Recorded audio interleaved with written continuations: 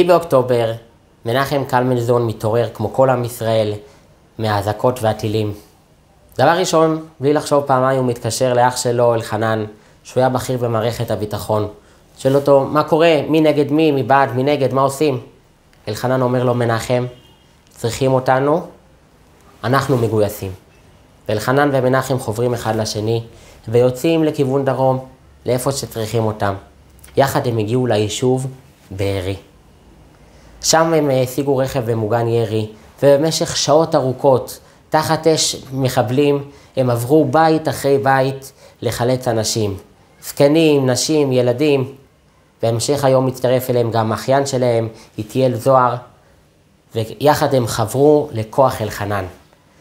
במשך אותו היום וגם במשך הלילה שלאחריו הם הצילו והצליחו לחלץ יותר מ100 אנשים. עם שחר הם נכנסו לאחד הבתים, שם המתין להם מחבל, והוא ירה באלחנן מטווח אפס. אלחנן נפטר, ובהמשך אותה שנה הם קיבלו שלושתם את פרס ישראל. אנחנו שומעים כזה סיפור מפעים, ואנחנו חושבים לעצמנו, מהם התעצומות נפש שנדרשים בשביל לעשות כזה דבר? מה גורם לבן אדם לחזור לתוך שטח האש עוד פעם ועוד פעם, להסתכל למוות בעיניים? ובשביל מי? בשביל אנשים שהוא מעולם לא פגש. אנשים שאפילו לא יודע איך קוראים להם. אנשים שלאו דווקא שהם חולקים איתו את אותם תפיסות. מהו הכוח הזה? מאיפה זה נובע? והתשובה לשאלה הזאת, זה לא סתם עניין של חינוך או של סולם ערכים. התשובה הזאת נוגעת ללב הנשמה היהודית שלנו. זו תשובה שעמוקה יותר מכל היגיון ויותר מכל הסבר. אז בואו נצא למסע ונפצח את הסוד, סוד הערבות היהודית. בפרשה שלנו, פרשת ויגש, אנחנו פוגשים פעם ראשונה במושג ערבות. אחרי שיוסף לקח את בנימין בחשד גנבת הגביע, אח שלו יהודה מגיע ויגש אליו יהודה ומתחיל לדבר איתו קשות. בין הדברים יהודה אומר לו, כי עבדך ערב את הנער. מסבירים המפרשים, יהודה אומר ליוסף, תגיד, למה אני זה שקופץ פה? יש עוד אחים שלי כאן יותר גדולים? אני לקחתי ערבות אישית, כי עבדך ערב את הנער. אני התחייבתי לאבא שלי, אם אני לא אחזיר לך את בנימין, וחטאתי להביא כל הימים. ומוסבר במפרשים הכוונה היא, יהודה קיבל על עצמו להיות מדודה בשתי העולמות, גם בעולם הזה וגם בעולם הבא, אם הוא לא יצליח להחזיר את בנימין חזרה בשלום. זה ערבות אמיתית, שבן אדם מוכן להפסיד את כל מה שיש לו בשביל השני. וגם כאן נשאלת השאלה, מאיפה מגיעה הערבות הזאת? מה הכוח של יהודי להיות מסוגל לתת את הכל, להפסיד את כל מה שיש לו בשביל מישהו אחר? אז בואו ונגלה את הסוד. כתוב, מובא בספרים, שכל עם ישראל הוא כמו גוף אחד גדול. עם ישראל ערבים זה לזה, כי הם מעורבבים זה בזה. זאת אומרת, כל עם ישראל הם ביחד אחד עם השני, מרכיבים יצירה אחת גדולה, גוף אחד גדול. ומה המשמעות של זה? אז בואו נתבונן ברעיון הזה של הגוף, וננסה לראות פה רעיון בשלושה שלבים, כל אחד עמוק יותר מהשני, שהם קצת יסבירו לנו מאיפה נובעת הערבות הזאת. אז בואו נתבונן בגוף האדם. לבן אדם יש איברים מאוד חשובים ומרכזיים. יש את המוח, יש את הלב, האיברים הכי חשובים, איברים שבלעדיהם בן אדם לא יכול לחיות חלילה. ויחד עם זה יש לבן אדם איברים קצת פחות מרכזיים אולי. ידיים, רגליים, אצבעות. איך בן אדם יגיב אם מישהו יציע לו, אתה מוכן לתת לי רק את האצבע הקטנה שברגל שלך? מה אכפת לך? אתה תמשיך לחיות, אתה תמשיך להיות אותו בן אדם, את האצבע הקטנה שברגל, מה יקרה? בן אדם יסכים? מה פתאום? בן אדם שלם זה בן אדם שיש לו את כל האיברים. גם הראש והלב, אבל גם האצבע הקטנה שברגל. כשבן אדם מקבל מכה באצבע הקטנה שברגל, מי מרגיש את הכאב? המוח שבראש. כי זה גוף של בן אדם. אצל גוף של בן אדם כל האיברים, מהאיברים הכי חשובים ועד לאיברים הכי קטנים, כולם ביחד הם חלק מגוף אחד, וכולם מרגישים אחד את השני. בתלמוד ירושלמי, בגמרא, מובאת לזה דוגמה יפהפייה. מה קורה? בן אדם חותך סלט, והוא מיהר, קצת לא שם לב, ובטעות חתך לעצמו את האצבע. התחיל לרדת לו דם, והוא הולך ושם פלסטר. האם בן אדם יעלה בדעתו לקחת את הסכין ולחתוך בחזרה את היד שחתכה לו את האצבע? להחזיר לה? מה פתאום? בן אדם מרגיש שזה גוף אחד. אז מה ההיגיון שהוא יחזיר ליד בחזרה? הכל זה הוא, הכל זה אותו בן אדם. אומרת הגמרא אותו דבר. כל עם ישראל הם כמו זרים שונים של אותו גוף. בנוסח חב"ד, לפני שמתחילים את התפילה, הרב מלובביץ' ביקש שככה יאמצו בכל הנוסחאות. לפני שמתחילים אדון עולם, כל אחד אומר, הריני מקבל עליי מצוות עשה של ואהבת לרעך כמוך. למה זה כל כך חשוב לפני התפילה? כמובן, זה מצווה מאוד מרכזית ביהדות, אבל יש הרבה מצוות חשובות. אולי לפני התפילה יותר מתאים לקבל עלינו מצוות אהבת השם, מצוות אמונה.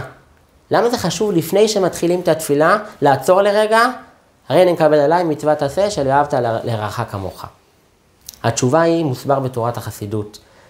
התפילה היא כמו קורבן. יהודי מתפלל, יהודי מקריב את עצמו לפני הקדוש ברוך הוא. וכמו הקורבן בבית המקדש, אי אפשר להקריב בהמה שהרגל שלה שבורה, או שחסר לה איזשהו איבר אחר. אותו דבר יהודי עכשיו מתחיל להתפלל. יהודי רוצה להקריב את עצמו, להתקרב לפני הקדוש ברוך הוא.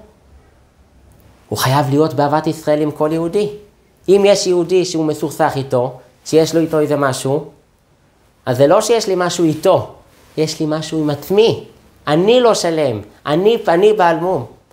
ולכן לפני שמתחילים את התפילה, אנחנו רוצים להתקרב לקדוש ברוך הוא, אנחנו צריכים להיות קורבן תמים. ובשביל זה לפני התפילה אנחנו מקבלים על עצמנו אהבת ישראל. אבל זה לא רק זה, זה עוד יותר עמוק. בואו נמשיך להתבונן במשל של הגוף והאיברים.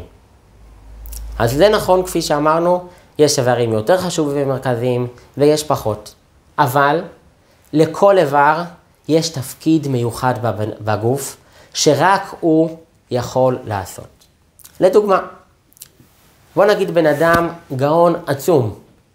הוא הגיע למסקנה שהוא חייב עוד 5 דקות לצאת מהבית לפגישה. והפגישה הזאת מאוד חשובה לו. כל העתיד הכלכלי שלו תלוי בפגישה הזאת. והוא מבין את זה ב100%. אבל מה חסר? אם לא יהיו לו רגליים שיקומו ויקחו אותו לפגישה, זה לא עוזר שבראש הוא מבין מצוין שהוא חייב להגיע אליה. הוא חייב את הרגל שהיא תבוא ותוליך אותו לפגישה. וכך כל איבר בגוף האדם יש לו תפקיד מיוחד שרק הוא יכול לעשות. ואף איבר אחר, חשוב וגדול ככל שלא יהיה, לא יוכל לעשות אותו. ואותו דבר בעם ישראל.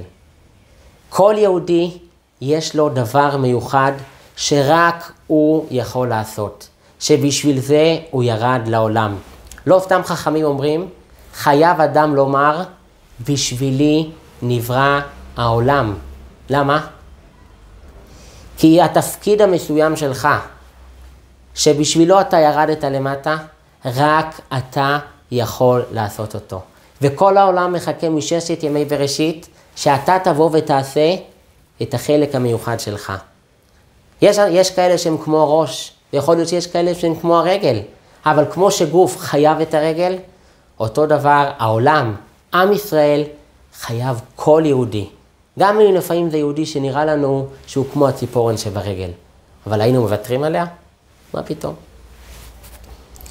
אבל השורה התחתונה, והעומק הכי גדול שצריכים לדעת, זה שזה בכלל לא משנה מה התפקיד של כל איבר. העיניים לראות, האוזניים לשמוע, הרגליים ללכת. מה שהכי חשוב ומרכזי זה שכל האיברים הם חלק מהגוף של הבן אדם. וכל אחד עושה את החלק שלו בתמונה השלמה. זה בכלל לא משנה מי עושה מה. וככה אנחנו צריכים לדעת. כל היהודים, כל עם ישראל, מה המהות הפנימית שלנו? מה ה-DNA שלנו? זה שאנחנו חלק מעם ישראל. זה שאנחנו בני אברהם, יצחק ויעקב. יכול להיות שלבן אדם מסוים יש תפקיד כזה, ולמישהו יש תפקיד אחר. אבל מה המהות של כל זה? מה מחבר את הכל? כולנו יהודים, כולנו חלק מגוף אחד. אז מה זה אומר לנו למעשה? מה אנחנו לוקחים איתנו? אז זה לא סתם לבוא להתנדב עוד איזשהו ארגון חסד, פעם הבאה לתת יותר צדקה ליהודי. זה משהו הרבה יותר פנימי.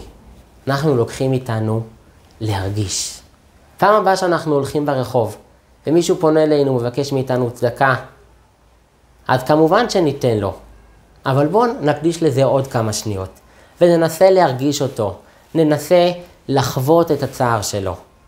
ואז אנחנו נרגיש שזה לא שאנחנו נותנים למישהו אחר, אנחנו נותנים לעצמנו. בדיוק כמו שאנחנו קמים לילד באמצע הלילה, אנחנו עושים כאן איזשהו מערך שיקולים, האם שווה לנו לקום וכמה זה נדרש? מה פתאום? זה מגיע בטבעיות הכי גדולה שיש. זה בן שלנו, זה חלק מאיתנו. אז אנחנו קמים בשבילו בלילה. כך צריך להסתכל על כל יהודי. אז בואו ניקח על עצמנו לשבוע הקרוב. יוצאים מהבית, בואו נחייך לבן אדם הראשון שאנחנו פוגשים. מגיעים לעבודה, בואו נפרגן, בואו נגיד איזושהי מילה טובה לקולגה, שלאו דווקא שאנחנו תמיד הכי מדברים איתו. כי זה מה שאנחנו צריכים לזכור. אנחנו לא עושים טובה לאף אחד אחר. אנחנו עושים טובה לעצמנו. כי זה הסוד של העם היהודי, זה הסוד של האחים קלמנזון, זה הסוד של יהודה, וזה המהות שלנו. עם אחד, לב אחד, נשמה אחת.